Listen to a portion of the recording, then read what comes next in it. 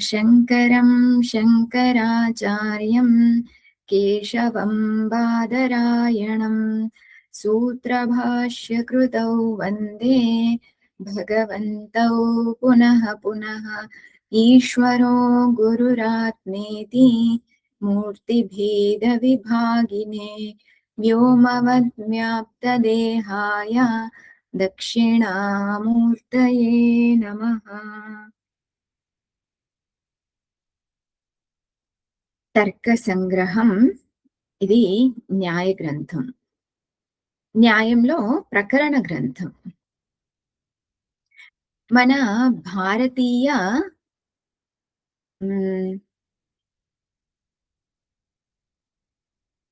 తత్వాలు, దర్శనాలు, భారతీయ దర్శనాలు 6 ఉన్నాయి. ఇండియన్ ఫిలాసఫీ అంటారు, వెస్టర్న్ ఫిలాసఫీ అంటారు. భారతీయ దర్శనాలు 6 ఉన్నాయి. అందులో ఒకటి న్యాయ, రెండవది వైశేషిక, మూడవది సాంఖ్య, నాలుగవది యోగ, 5 పూర్వమీమాంస, 6 ఉత్తర మీమాంస. ఏమేంటివి? న్యాయ, వైశేషిక, యోగ, పూర్వమీమాంస, ఉత్తర మీమాంస. 5 వచ్చాయి.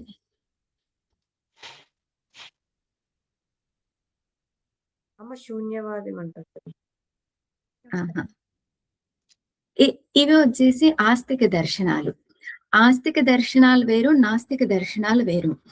ఆస్తిక దర్శనాలు అనంటే ఎవరైతే వేదాలను ప్రమాణంగా తీసుకుంటారో వారిని ఆస్తికులు అంటున్నారు.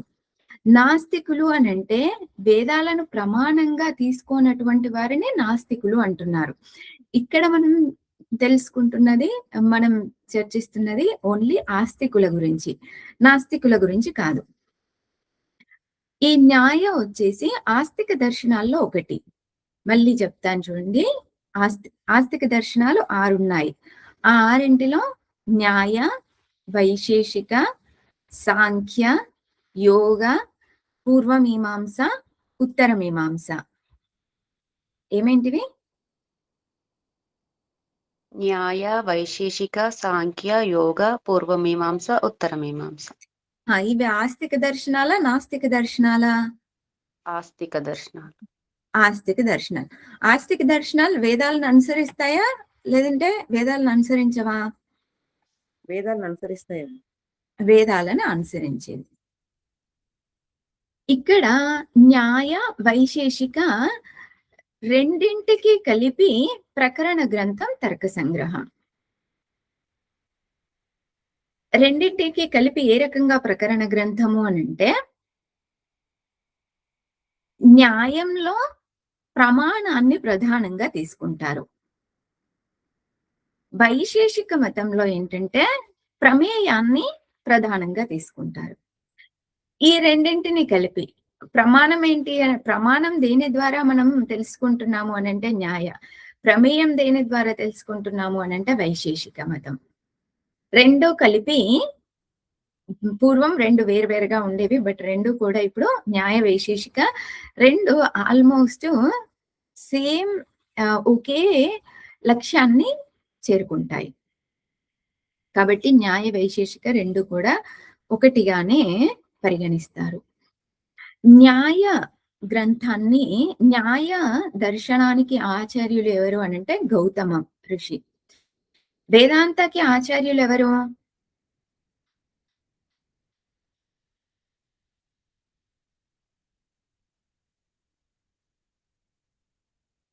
శంకరాచార్యులమ్మ. గుడ్.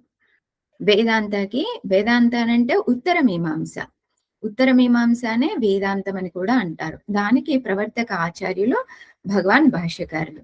న్యాయకి ప్రవర్తక ఆచార్యులు గౌతమ ఋషి. గౌతమ ముని, ఋషి కాదు, గౌతమ ముని. వైశేషిక దర్శనానికి కానాద ముని లేదా ఆచార్య, గౌతమ ఆచార్య, కానాద ఆచార్య.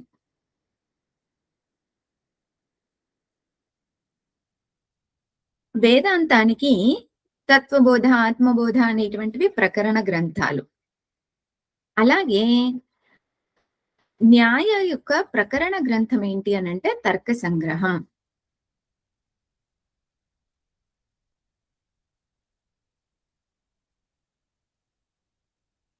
ప్రకరణ గ్రంథం అంటే ఏంటి గుర్తుందా? అమ్మా హ్మ్. శాస్త్రైక దేశ సంబద్ధం శాస్త్ర కార్యాంతే స్థితం ఆహుః ప్రకరణం నామ గ్రంథభేదం ఉపస్థితః. హా. శాస్త్ర ఏకదేశ సంబద్ధం శాస్త్ర కార్యాంతరే స్థితం. శాస్త్రం యొక్క విషయం ఏదైతే ఉందో అదే ప్రకరణ గ్రంథం యొక్క విషయం కూడాను. వేదాంతం యొక్క విషయం ఏంటి అని అంటే జీవ బ్రహ్మ ఐక్యం. తత్వబోధ యొక్క విషయం ఏంటి అని అంటే జీవ బ్రహ్మ ఐక్యం.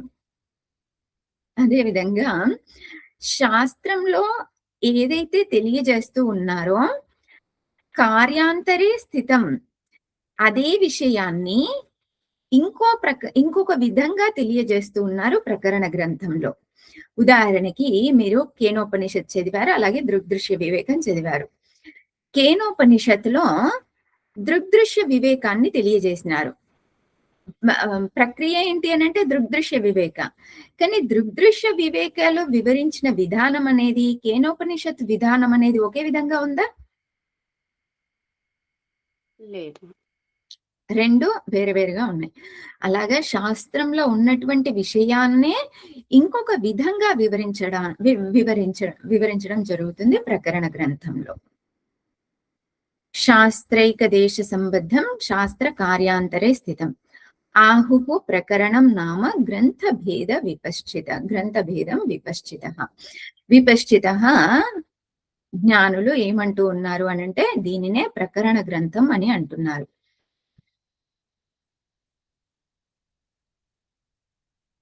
ఇది ప్రకరణ గ్రంథం. ఏ గ్రంథమైనా కూడా ప్రారంభించడానికి ముందు మంగళాచరణం అనేటటువంటిది చేస్తారు. ఇక్కడ కూడా తర్క సంగ్రహ నేను పంపించిన PDF కనుక మీరు ఓపెన్ చేయగలిగితే ఆ PDF లో number 1, book number 1, PDF number అయితే 10. అందులో మొదట మంగళాచరణం అని ఉంది. న్యాయబోధిని పదకృత్య వ్యాఖ్యోపేతః, దాని కింద మంగళాచరణం అని ఉంది. దానికి ముందు తర్క సంగ్రహాన్ని రచించినటువంటి వారు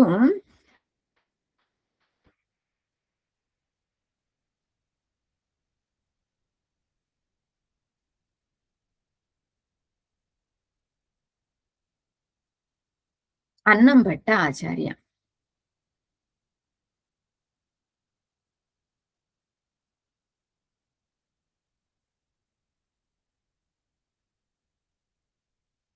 శ్రీమద్ అన్నంభట్ట విరచిత. అన్నంభట్ట ఆచార్య ఈ తర్క సంగ్రహాన్ని రచించినారు. ఇది న్యాయ వైశేషిక రెండింటికి కూడాను ప్రకరణ గ్రంథం.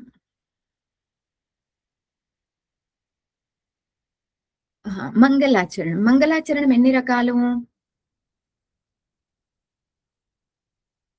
3 రకాలు. ఏమేంటివి? ఆది మధ్య అంత్య మంగళం.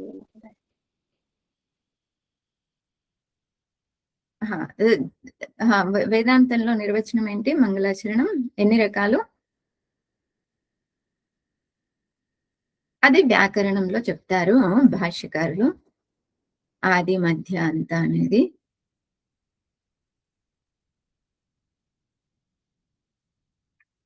తత్వబోధ చదివారు కదా, స్వామీజీ ఎక్స్ప్లెయిన్ చేయలేదా తత్వబోధలో మంగళాచరణాలు ఎన్ని రకాలు అనేది?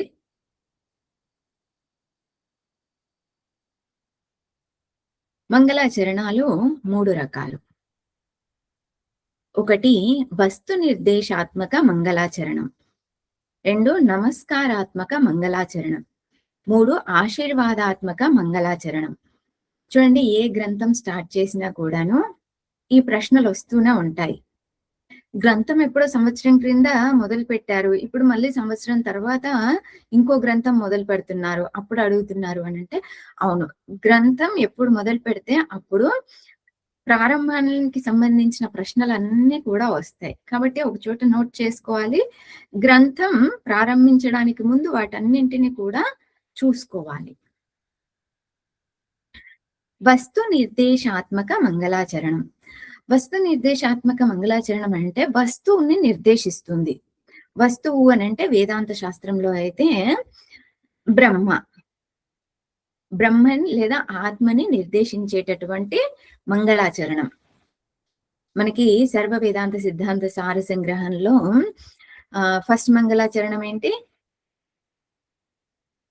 ఫస్ట్ శ్లోకం అఖండానంద అఖండానంద సంబోధ వందనాత్ యస్య జాయతే గోవిందం తమహం వందే శివా. సెకండ్ మంగళాచరణం, సెకండ్ శ్లోక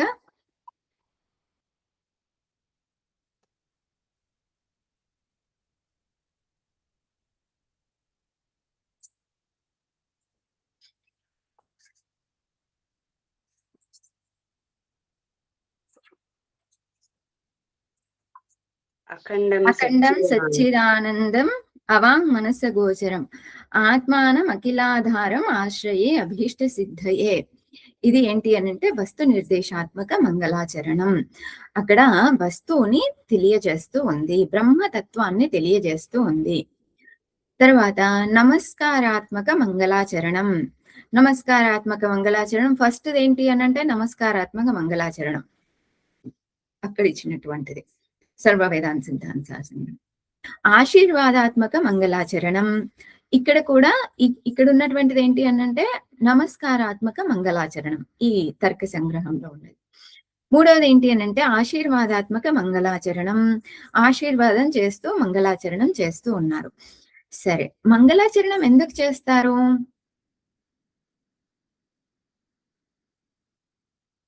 ఏదైనా గ్రంథం రాసేటప్పుడు పూర్తి అవ్వాలని, పూర్తయిన గ్రంథాన్ని సరైన సాధకుడికి చేరాలని, సాధకుడికి చేరిన తర్వాత సాధకుడు ప్రయోజనం పొందాలని.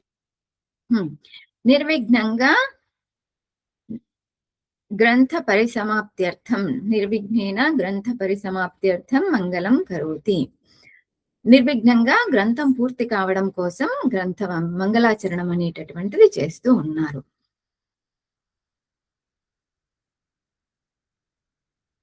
ఓపెన్ చేశారా మీరు ఫస్ట్ శ్లోకం?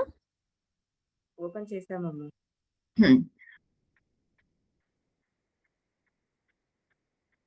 ఓకే, నా తర్వాత చెప్పండి. నిధాయ హృది విశ్వేశం,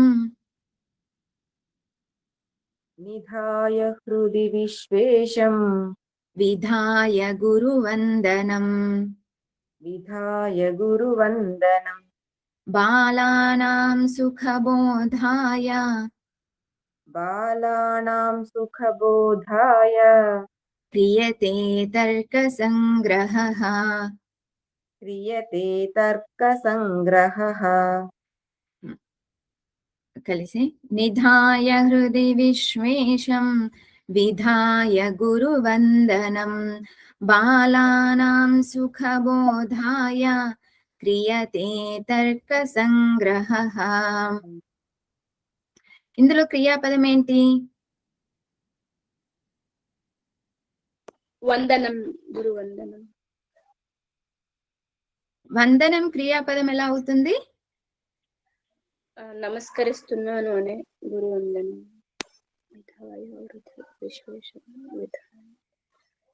క్రియతే క్రియతే క్రియాపదం. క్రియతే అంటే అర్థం ఏంటి?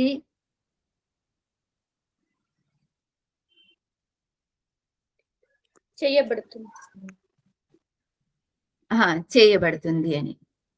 కర్త ఎవరిక్కడ? అనంత భట్టాచార్యుల వారు ఇప్పుడు చెప్పారు కదా ఆ కవి గారు. మయా క్రియతే, మయా క్రియతే. మయా క్రియతే. కః క్రియతే? మయా క్రియతే.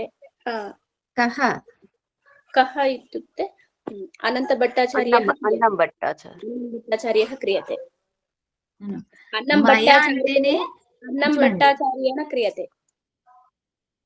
అన్నం భట్టాచార్యేన క్రియతే. కః, నా ప్రశ్న ఏంటి? కః ఏ విభక్తిలో ఉంది? అహం ప్రథమ విభక్తి ఏకవచనంలో ఉంది. నో, చూడండి, మయా క్రియతే, అందులో నా ద్వారా చేయబడుతుంది. ఏం చేయబడుతుంది అని అంటే కః క్రియతే. తర్క సంగ్రహం. క్రియతే అంటే ఇక్కడ రచించబడుతుంది అని అర్థాన్ని తీసుకోవాలి. మయా క్రియతే, నా ద్వారా రచించబడుతుంది. కః క్రియతే? తర్క సంగ్రహ క్రియతే. మయా తర్క సంగ్రహ క్రియతే. స్పష్టమా ఇది? మహోదయ. ఒకవేళ గనక ఇది కర్మణి ప్రయోగం, శాస్త్రంలో ఎక్కువగా కర్మణి ప్రయోగం వాడతారు. ఇక్కడ కర్మణి ప్రయోగం ఎందుకు కర్మణి ప్రయోగం వాడుతున్నారు ఇక్కడ? నా చేత రచించబడుతుంది అని చెప్పడం కొరకు గురువు. అదే ఎందుకని ఆ రకంగా చెప్తున్నారు? అహం కరోమి అని చెప్పొచ్చు కదా. నేను చేస్తున్నాను అనేది అహం అనేది వ్యక్తపరుస్తుంది కదా. నా చేత అంటే అక్కడ గౌరవవాచకంగా ఉంటుంది అనే అర్థం అని నేను అనుకుంటున్నాను గురువు. నేను చేస్తున్నాననేటువంటి అహంభావం ఉండకుండా ఉండడం కోసం అనేటటువంటిది సమంజసం. నా ద్వారా చేయబడుతుంది అన్నప్పుడు మయా అనేటటువంటిది ఏ విభక్తి? తృతీయ విభక్తి ఏకవచనం. తృతీయ విభక్తి దేన్ని సూచిస్తుంది?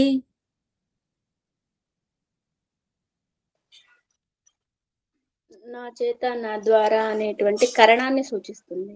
కరణ విభక్తి. కరణ విభక్తి కాబట్టి ఇక్కడ కరణ విభక్తిని ఎందుకు ఉపయోగిస్తున్నారు అని అంటే, చూడండి, నేను ఎప్పుడు కూడా ఇదే ఉదాహరణ చెప్తాను కరణకి. మనము కూరగాయలు కట్ చేస్తూ ఉన్నాము.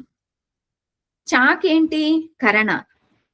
నేను కర్తాని అయితే చాక్ అనేటటువంటిది, కత్తి అనేది కరణ, కూరగాయలు అనేటటువంటివి కర్మ, విషయం. ఇక్కడ కత్తికి ఒకవేళ గనక ఏదైనా జరిగితే కత్తికి ఏమైనా సంబంధం ఉంటుందా? సంబంధం ఉండదు మహోదయ. ఎప్పుడైతే మనల్ని మనము కరణగా చేసుకుంటామో అప్పుడు ఫలితాలకి మనకి సంబంధం ఉండదు. ఫలితాలు అనేటటువంటివి ఈశ్వరానుగ్రహం, ఈశ్వరుడికి సమర్పణ చేసినట్లు అవుతుంది. మనము ఈ రకంగా గనక ఆలోచిస్తే, నా ద్వారా చేయబడుతుంది, నా ద్వారా రచించబడుతుంది. చూడండి, అంత గొప్ప ఆచార్యులైనా కూడాను అహంభావం అనేటటువంటిది కించిత్ కూడా లేదు. నేను రాస్తున్నాను అని చెప్పడం లేదు, నా ద్వారా రచించబడుతుంది అని అంటున్నారు. మయా క్రియతే తర్క సంగ్రహ.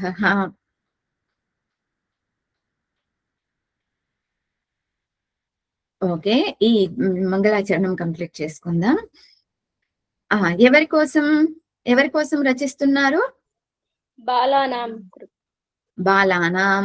బాలానాం అంటే ఇక్కడ ఏంటి అని అంటే,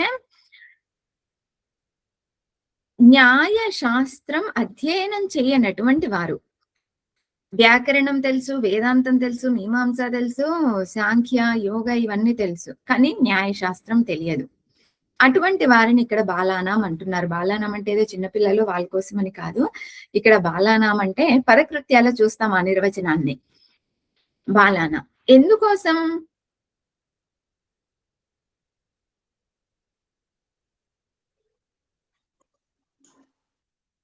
సుఖబోధాయ, సుఖంగా అర్థం చేసుకోవడం కోసం. మయా తర్క సంగ్రహ క్రియతే. ఇదే వాక్యాన్ని ఒకవేళ గనక కర్తరి ప్రయోగంలో ఉపయోగించాలి అని అంటే మయా తర్క సంగ్రహ క్రియతే, అప్పుడు కర్తరి ప్రయోగం ఏమవుతుంది? అహం తర్క సంగ్రహం కరోమి. అహం తర్క సంగ్రహం కరోమి. రెండో లైన్ పూర్తయింది. నెక్స్ట్ ఫస్ట్ లైన్ వస్తే కనుక నిధాయ హృది విశ్వేశం. నిధాయ, విధాయ, దానికి కూడా ఒక శ్లోకం ఉంది. ఆ శ్లోకం తర్వాత క్లాస్ లో చెప్పుకుందాం, లేదంటే పూర్తి చేసిన తర్వాత చెప్తాను. హృది విశ్వేశం నిధాయ, హృదయంలో విశ్వేశ్వరుడిని, విశ్వస్య ఈశః విశ్వేశః తం విశ్వేశ్వరం, విశ్వేశం, హృదయంలో విశ్వేశ్వరుడిని స్థాపించి, నిధాయ అంటే స్థాపించి, గురువందనం విధాయ, గురువందనం చేసి, గురోహో వందనం గురువందనం, గురువుకి నమస్కారం చేసి,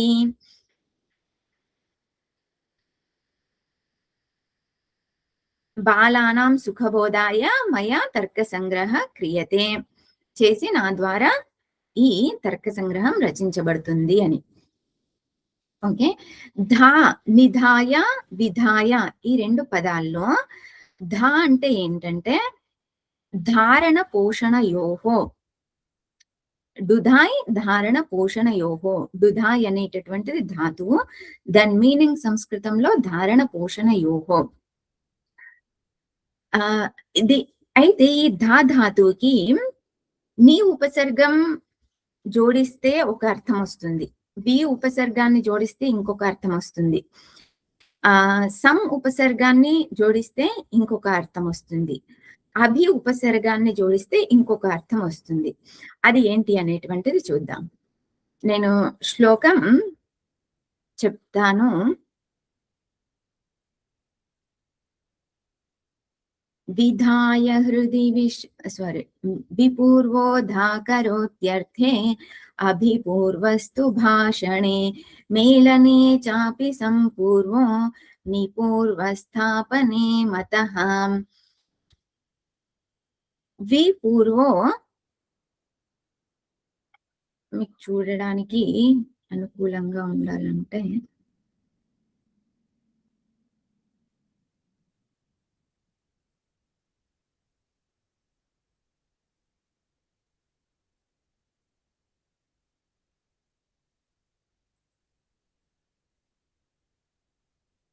సెండ్ చేశాను చూడండి, చూడగలిగితే చూడండి, లేదంటే తర్వాత చూడండి. విపూర్వః ధా కరోతి అర్థే, ధా ధాతువుకు వి ఉపసర్గని జోడిస్తే కరోతి అనేటువంటి అర్థం వస్తుంది. అభిపూర్వస్తు భాషణే, ధా ధాతువుకు అభి అనేటువంటి ఉపసర్గాన్ని జోడిస్తే భాషణి అనే అర్థం వస్తుంది. కరోతి అంటే చెయ్యడము అని, భాషణే అంటే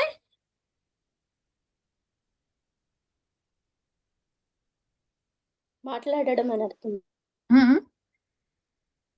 మాట్లాడడం మహోదయ, మాట్లాడటం. మేలనే చాపి సంపూర్వో, సం ధా ధాతువుకి సం ఉపసర్గని జోడిస్తే మేలనే, మేలనే అంటే కలవడం మహోదయ, కలవడం. నీ పూర్వ స్థాపనే మతః, నీ అనే ఉపసర్గాన్ని ధా ధాతువుకి జోడిస్తే స్థాపనే అనే అర్థం వస్తుంది. స్థాపనే అంటే స్థాపించటం, పెట్టడం, ఉంచడం. ఇక్కడ ఈ శ్లోకంలో మనకి రెండు వచ్చాయి. ధా ధాతువుకి నీ ఉపసర్గ, ధా ధాతువుకి వి ఉపసర్గ. నిధాయ అంటే ఏంటి? స్థాపించటం. విధాయ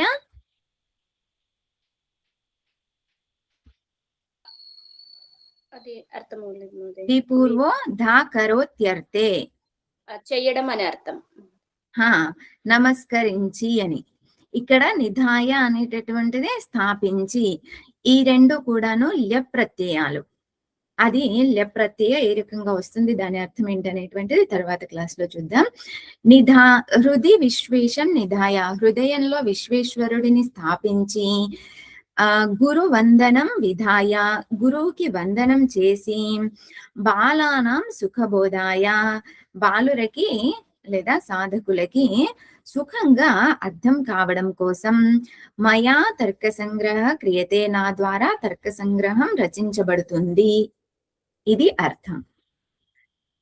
ఓం పూర్ణమదః పూర్ణమిదం పూర్ణాత్ పూర్ణముదచ్యతే పూర్ణస్య పూర్ణమాదాయ పూర్ణమేవావశిష్యతే. ఓం శాంతి శాంతి శాంతి. హరి ఓం శ్రీ గురుభ్యో నమః. హరి ఓం.